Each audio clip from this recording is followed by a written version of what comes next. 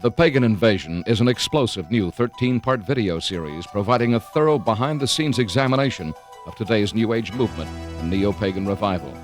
Each superbly produced volume features rare footage from around the world, along with expert analysis by noted Christian leaders and authors. For more information, contact your local Christian bookstore or call 1-800-828-2290. California residents call 1-800-633-0869.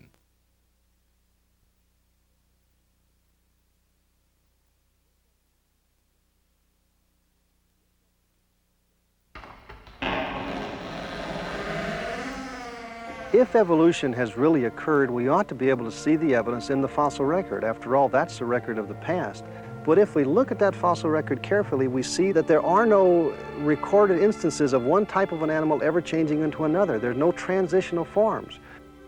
One of my advisors is working in the field of paleontology and has been working on the distribution of fossils in the record, and has found that there are no interspecific transitional forms. Something that, of course, the creation model would have predicted and did predict long before this research was done. Let's go to the British Museum of Natural History, to the man who wrote the book there on evolution, Dr. Colin Patterson.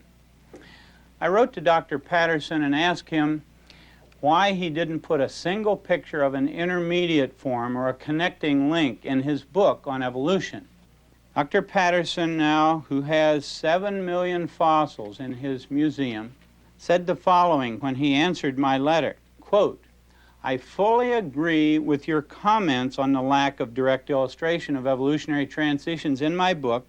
If I knew of any, fossil or living, I certainly would have included them," unquote. Later he said, "I will lay it on the line. There is not one such fossil for which one might make a watertight argument."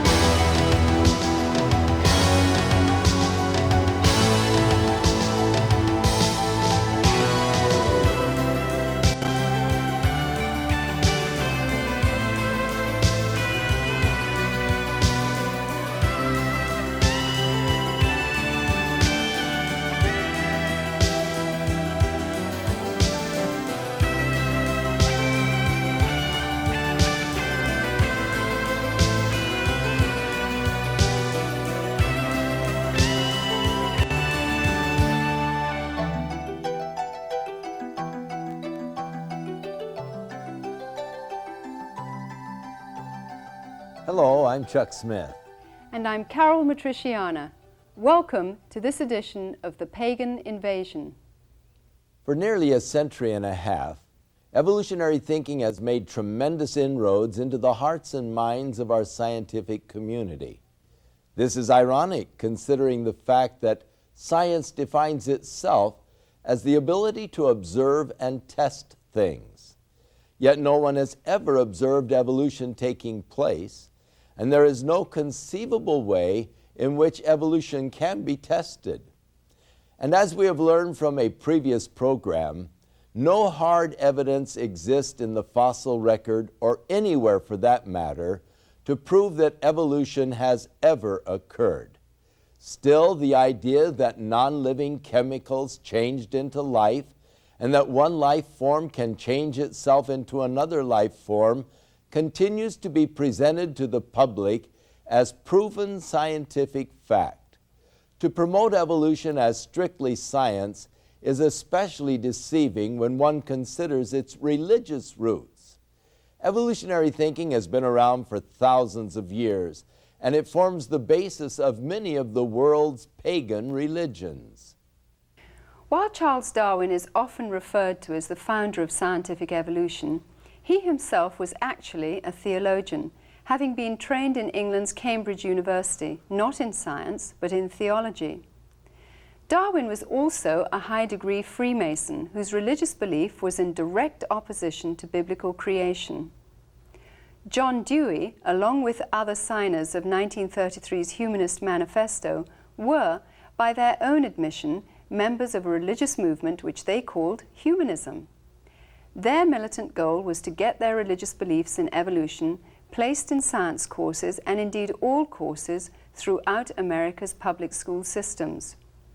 Today, many leading evolutionists do recognize the basic religious attributes of evolution and concede that their belief in it is, in essence, a religious one.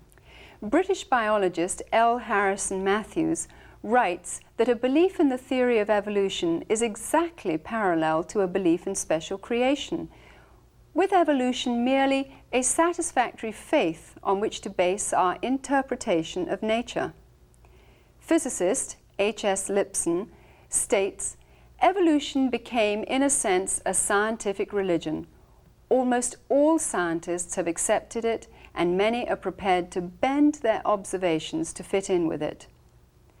Dr. Colin Patterson, senior paleontologist of the British Museum of Natural History, and who was by all accounts one of the world's leading evolutionists, goes so far as to say that evolution is positively anti-knowledge.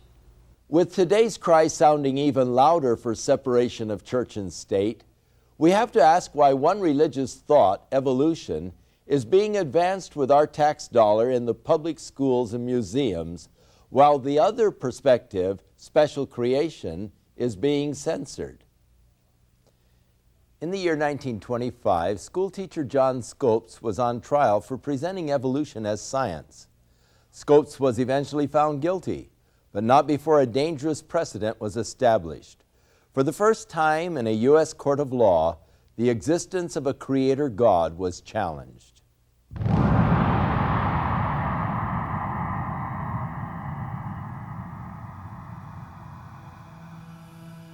In July of 1925, the trial of the century took place in Dayton, Tennessee.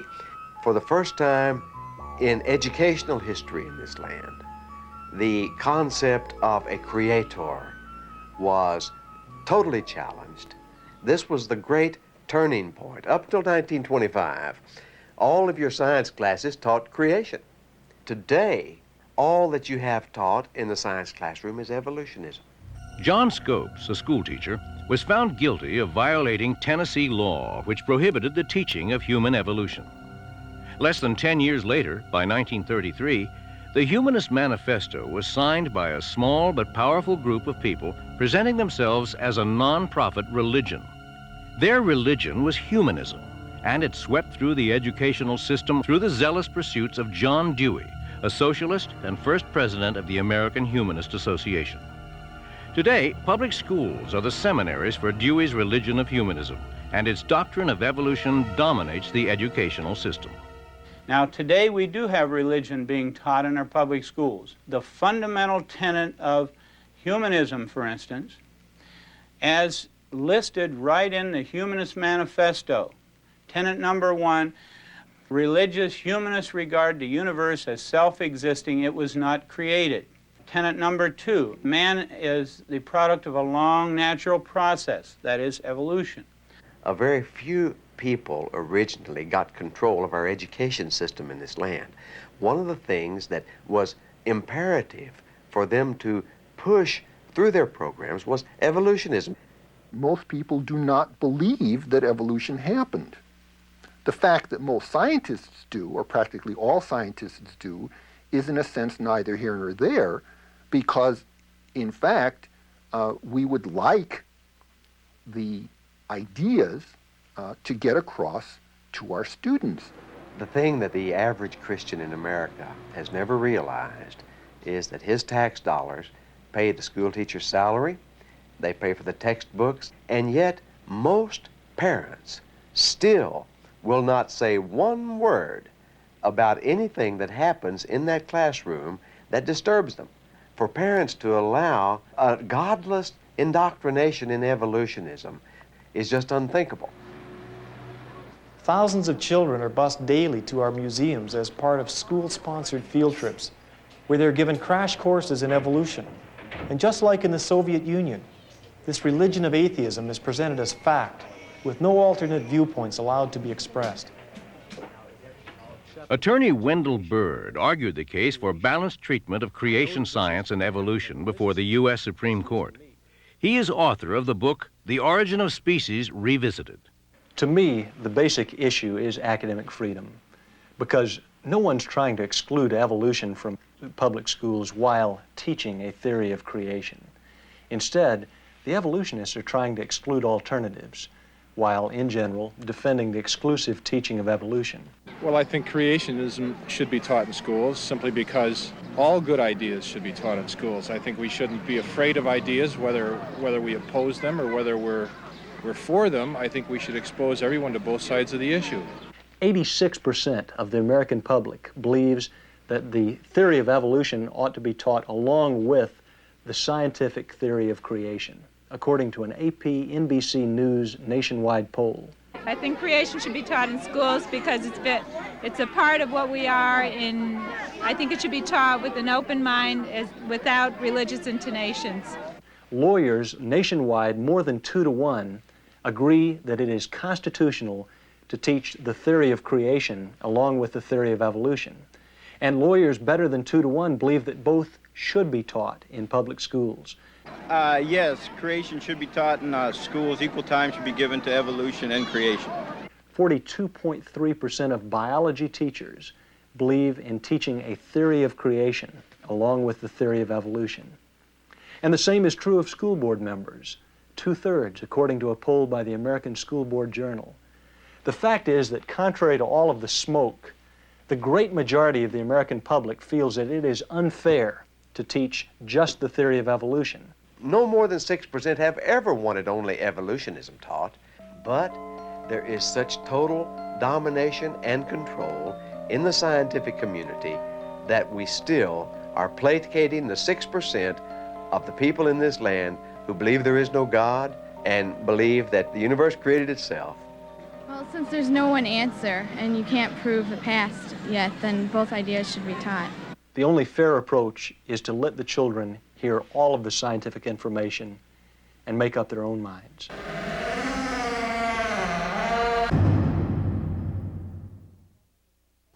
The founding fathers of evolution based their theories not on scientific evidence, but simply on wishful thinking.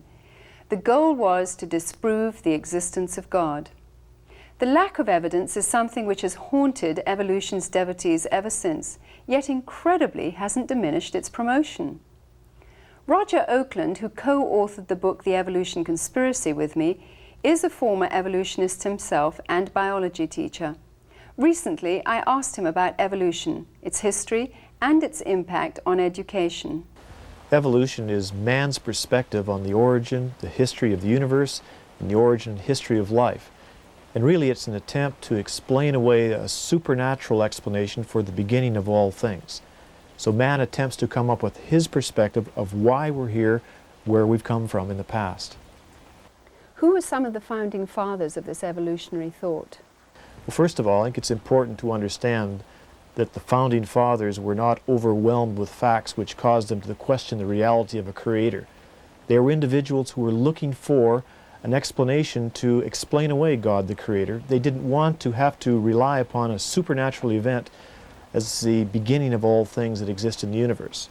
One of the key individuals was a man by the name of Erasmus Darwin, who was actually Charles Darwin's grandfather. The interesting thing is that his views seem to be directly related to some of the Eastern mystical views. In fact, he headed up a group which he called the Lunar Society. They met once a month on the full moon, hence the name Lunar Society, and some metaphysical Eastern ideas were actually incorporated into his beliefs. And Erasmus Darwin wrote 2 books called the Zoonomia, in which he laid out his view on the origin and history of life, that life came into existence from non-life and then progressed and developed over time from lower levels of complexity to higher levels of complexity. Another significant founding father would be Charles Lyell. He's been called the father of uniformitarianism, or the belief that the earth is billions of years old and that the layers of the earth were laid down gradually over very long periods of time. His whole objective was to explain away the view that there had ever been a catastrophic global biblical flood in the past. And so his view was that these layers or strata were laid down gradually, uniformly over long periods, and as a result was then able to cast doubt on the authenticity of a global flood which the Bible talks about. And the major founding father of evolution would be Charles Darwin himself, who popularized the idea that life could be traced to a common ancestor, a simple form of life that then developed and progressed over long periods of time to bring about the existence of every form of life which we see in the earth today.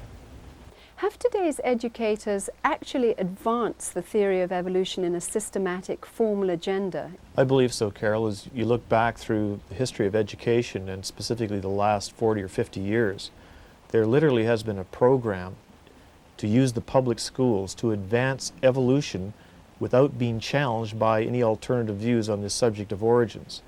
And really when you look at this, you see that there's some key individuals who propagated an idea back in the 1930s, who actually wrote up an agenda called the Humanist Manifesto, which basic objective was to advance evolution and to question the reality that there is a creator.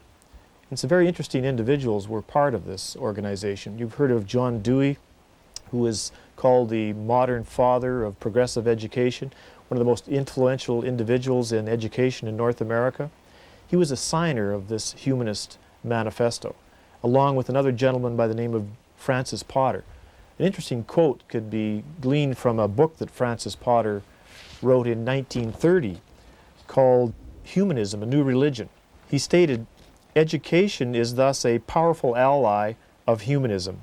What can a theistic Sunday school meeting for an hour once a week and teaching only a fraction of the children do to stem the tide of the 5-day program of humanistic teaching?" So it was literally the objective of some of these individuals to use the schools to advance their belief in man, which is based on humanistic belief, which is basically a religion, and to use evolution as the means of explaining away a creator. Have teachers who promote another theory of the origin of life been suppressed or opposed in any way? That is actually a fact, Carol. As you look back over the last 10 years, there literally has been an organized agenda to advance evolution and to suppress anyone who had come up with a creationist perspective, labeling a belief in creation as religion and the belief in evolution as something which is science.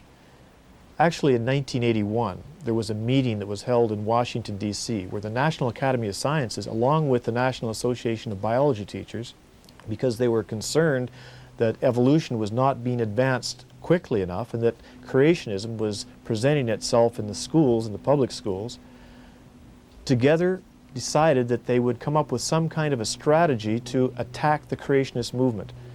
And this meeting, you can read about it in a science publication, Science Volume 214, November 6th, 1981, describes some of the people who were at the meeting and what their objectives were.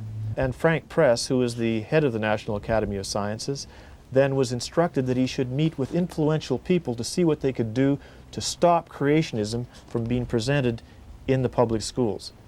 And it's interesting that 10 years later, in the state of California, for example, there has been an agenda to try to improve the quality of science education by allowing only evolution to be presented in the science classrooms with no mention whatsoever of an alternate view based on creation.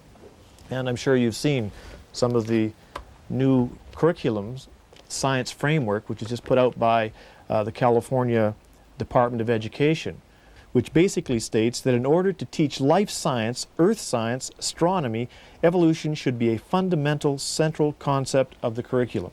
Evolution, which Darwin described as descent with modification, is the central organizing principle in life science.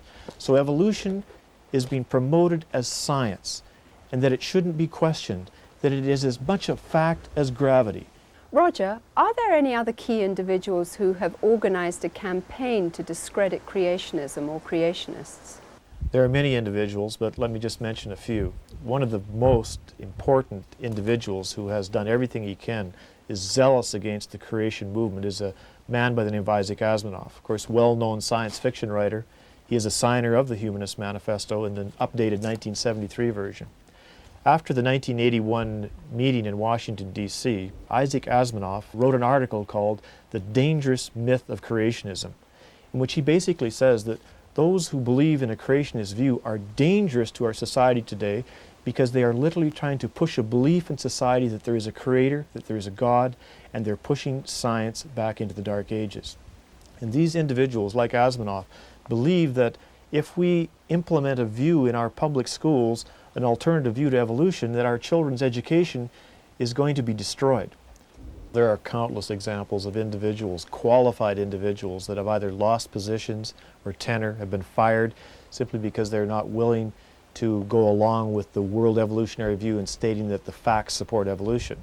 They'll say that the facts don't support evolution, and as a result of that, they are removed from their positions. Let me give you a couple of examples. Forrest Mims, a well-qualified science writer with Scientific American, recently removed from his position because it was found out that he believed in a creationist perspective. Although he had not written articles from a creationist perspective, he was fired from his job.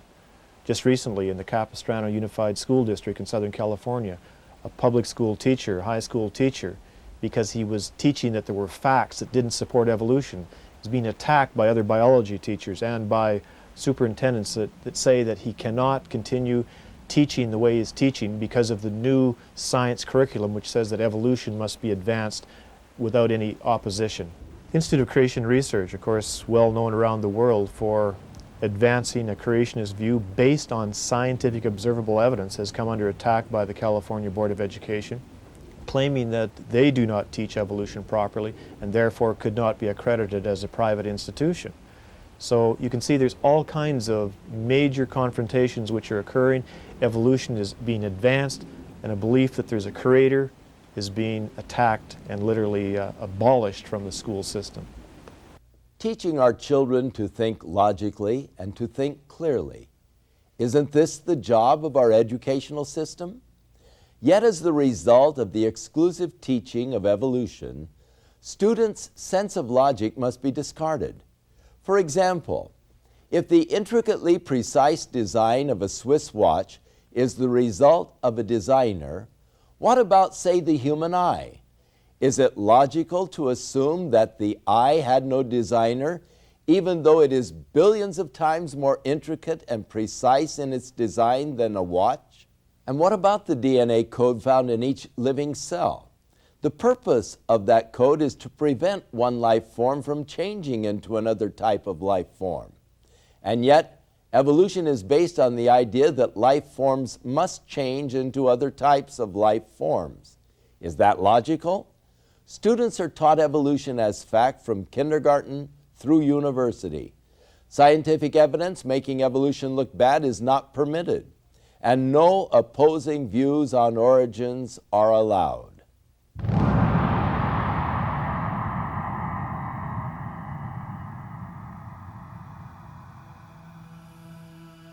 Should other concepts of how life got started be taught in the public schools? I don't think creationism should, because creationism is a thinly disguised religious doctrine, which has got no place in the separation of church and state. The main issue that is always raised in opposition to teaching all the scientific evidence on the subject of origins is that it violates separation of church and state to teach evidence that doesn't happen to support evolution. People should simply be able to hear the truth. A fact is a fact. You don't throw it out just because it happens to agree with the Bible. That doesn't make it religious. Teaching a theory of creation is constitutional because the Constitution was written in the context of the Declaration of Independence, which refers to creation and even to a creator. In response to public outcry for the presentation of creation science alongside evolution, Louisiana and Arkansas were the first states to pass laws mandating balanced treatment for both theories. It was agreed that only scientific data minus religious doctrines be presented in the classrooms. The Louisiana legislature in 1981 passed a law for, quote, balanced treatment of creation science and evolution. The law also defined what evolution is, quote, scientific evidence supporting evolution. It defined what creation science is, quote, scientific evidence supporting creation. Immediately, aggressive litigation was put into action by a powerful organization which is firmly directed against traditional Judeo-Christian principles. The influential ACLU, or American Civil Liberties Union, equipped with over 500 active attorneys, invested huge amounts of money and successfully protested the law. One of the biggest problems you have with the ACLU is that they're so well funded. They get millions and millions of dollars from large foundations and from wealthy people all across America. That's what they did to us. They tied us up in court in Louisiana. We filed a slim brief of 630 pages with 2,000 footnotes arguing that creation science is constitutional to teach, scientific in content, and as non-religious as evolution. The U.S. District Court judge entered a summary judgment against us nonetheless, saying that creation science involves the concept of creation, which implies a creator which is inherently religious. The ACLU was able to convince the Supreme Court that creation science was basically religious. The court violated the Constitution by redefining the First Amendment author's intention, which is against favoring any one religion above another. In their decision, the Supreme Court favored naturalistic evolution, a belief of religious humanists. The scientific community is very seriously worried about the growth of creationism as an attack on the validity and the autonomy of science, and particularly in the insistence that creationism be taught in the public schools in science courses. There's a very strong network and general feeling that creation, theories of creation, maybe theories of abrupt appearance, are a menace to science.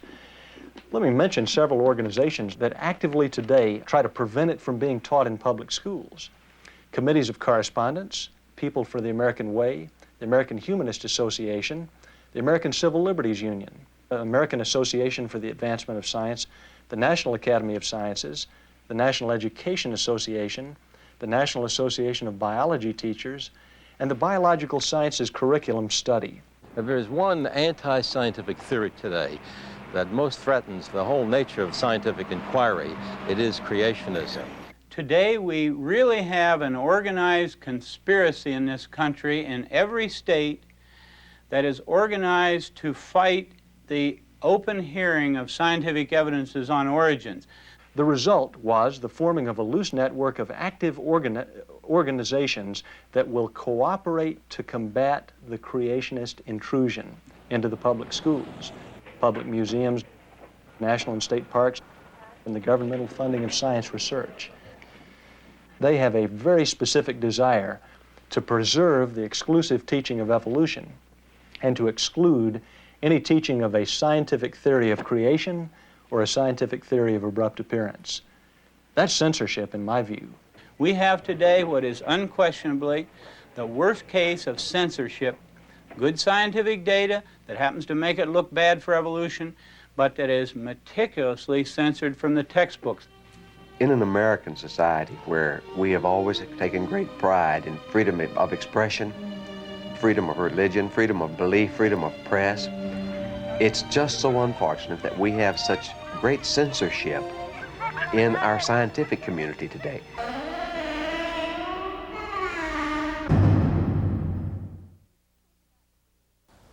Could you talk about some of the ways that today's scientists are promoting pagan thought or metaphysical theories through evolution? I found, Carol, that there is another trend that's occurring in our society today. While creationism has been labeled religious and every effort made to remove it from the public school classroom, Eastern religion is being advanced as science and is being accepted and endorsed.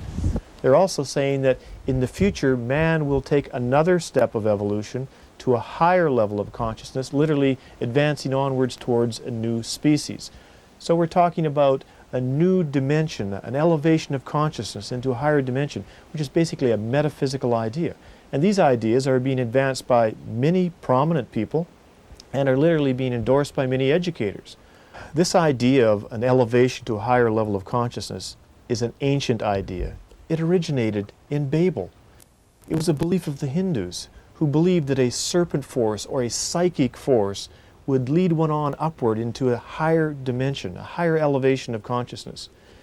In this book here, called Kundalini for the New Age, by Gopi Krishna, the author states, "I've sown the seeds of what I consider to be the most pressing need of mankind, namely information about the evolutionary mechanism in human beings slowly drawing the race to a golden future of harmony, peace, and happiness."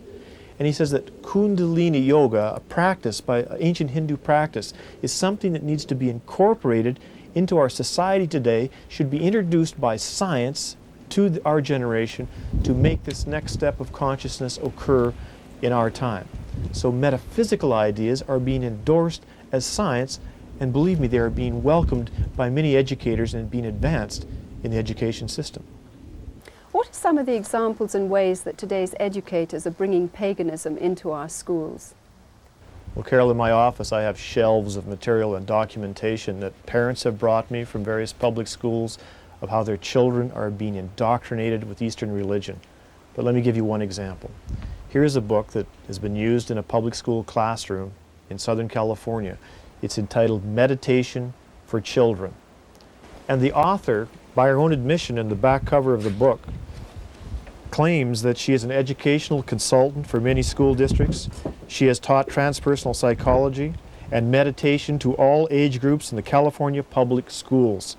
Her books have been sponsored by superintendents of several school districts and by church leaders as effective educational tools.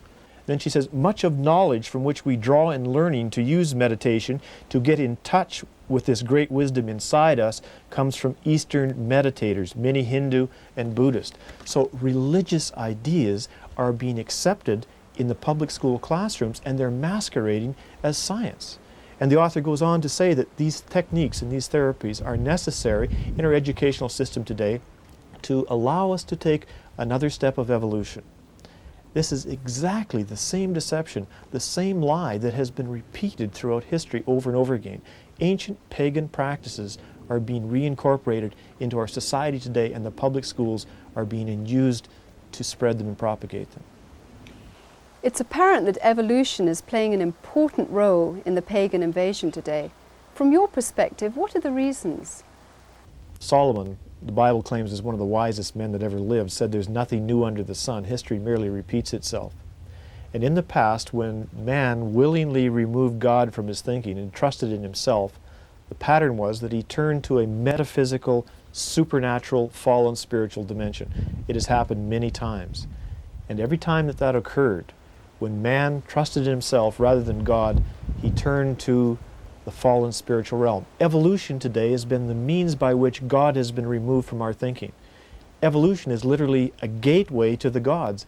And this New Age belief that elevation of consciousness can attain godhood is the same belief that the ancients believed in.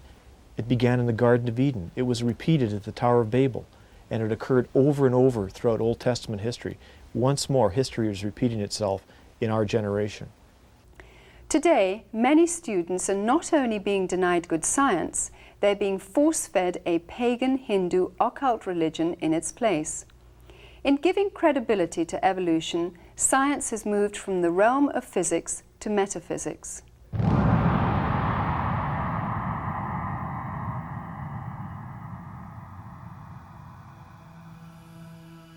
I think that man is evolving into a state of higher awareness, higher consciousness, higher vibration.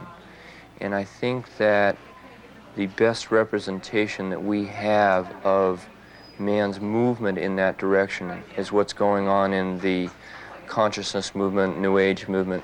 Evolution is going on all the time. Many people believe, and I believe, that the purpose of life is to grow, and that you grow as much as you can in each lifetime. And of course, we believe in reincarnation. One prominent world religion today gaining much popularity through celebrities like Shirley MacLaine is known as the New Age movement or the New Consciousness movement. At its heart is reincarnation and karma, both part of evolution, which is based in Eastern mysticism. The New Age movement is asking us to recognize our oneness by accepting the idea that we all evolved from the same pond. And if we can unite our minds and spirits using techniques such as meditation and channeling, we can supposedly get incredible powers, achieve global unity. New Age is an interrelated network of various philosophies and political causes. Its goal is to promote an awareness of global oneness, physically and mystically. Everybody from Jesus Christ to Adolf Hitler would be seen as someone who we can identify with because we are all one. I think that certainly there is every potential for all of us as spiritual beings to merge as one. We've mastered the evolution of the physical body. We've mastered the evolution of the mind, or we're moving in that direction. So we're coming to a time where we're using this perfected, quasi-perfected body, this opening and perfecting mind, to access the true perfection of the universe, which is the spiritual dimension. According to New Agers, the next phase of mankind's evolution is elevation to godhood. They see the human race as a transitional form between apes and God. That's, I think, our purpose on Earth, and I think we're understanding that, is to make ourselves whole, to become one with ourselves, and then to realize our godhood. And I believe that everyone has Christ consciousness within themselves, and all they need to do is go inside and realize that and bring it forward and be that Christ consciousness. Evolution, whether biological or mystical, is man's way to explain away God and his creation and put man in God's place. Man has basically got the biological future of the earth in his hands. He can control evolution. We're in a time now where man is literally taking control of his own evolution, taking control of where mankind goes, both individually and collectively. I believe that the New Age movement is heading into the mainstream of American consciousness, and I think that it's going to get there by exposure in the mass media. The ideas, the concepts, the principles, the psychology, the spirituality. I think that this is a movement that will go all the way around the earth and ultimately serve as a vehicle to transform levels of consciousness that will allow us to live in a more natural, harmonious way with the elements and with the universe.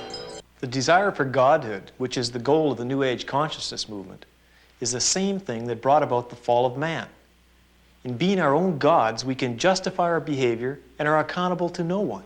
In the Bible, Romans chapter 1 warns us about the natural consequences of rejecting God, the Creator. It results in man becoming involved in wickedness and moral corruption. If there is a moral governor in the universe, then each person in this universe is responsible to that moral governor. The easiest thing in man's mind to do is just to dismiss the possibility of that moral governorship.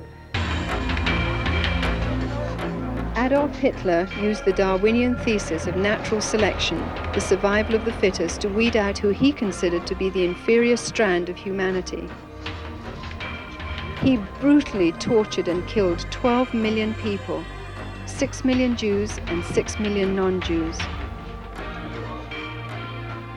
In effect, we are doing the same thing today with abortion, euthanasia, and infanticide, weeding out those whom we consider to be unwanted persons.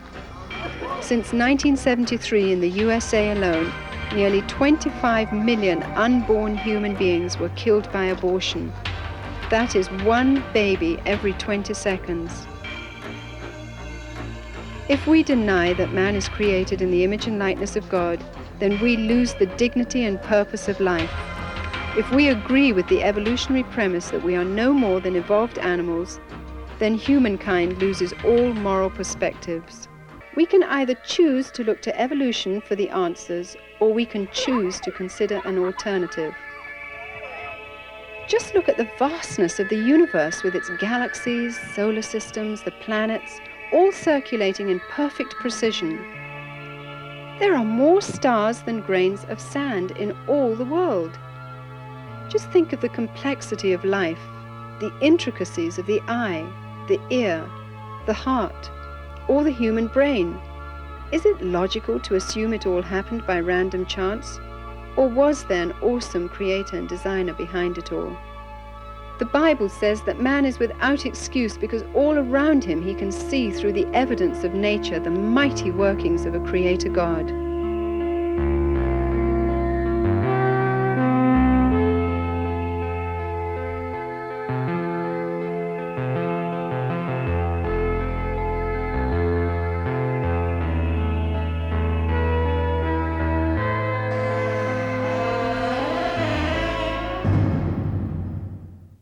Our public school system has been described often as a zoo. And is it surprising when you teach the children that they are animals, that all of a sudden they begin to act like animals and out of control? If, when a child is first able to understand or to learn anything, you begin to teach that child that 2 + 2 = 5.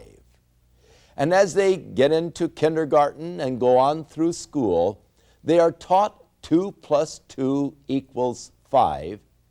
That child will come to believe that 2 + 2 = 5, and yet that child will be destroyed from ever able to understand or to learn math. When you start with an illogical basis, it destroys you from being able to ever think logically or clearly on the subject. When you take the premise that you can have design without a designer, that is an illogical premise. But if a child is taught that from kindergarten through university, then the child will begin to believe that you can have life forms and the design in life forms without the designer. But they will be destroyed from ever being able to think logically and clearly. The Bible clearly teaches that in the beginning God created the heavens and the earth. And all the way through the Bible there is the assertion that God has created man and all of the life forms within it. That is logical because of the design that demands actually the designer. And it is important that we not only see the design in creation, but you can come to know the designer himself. And that's what he intended when he designed you. Within all of us, there is a God-shaped vacuum. Throughout the ages, man has attempted to fill that void with the things of the world. But it is only through a relationship with our Creator that we can be truly satisfied. His Holy Scriptures reveal the way in which we can be reconciled to God, and that is through the provisions of His Son, Jesus Christ. I'm Chuck Smith. And I'm Carol Matriciana. Join us again for another edition of The Pagan Invasion.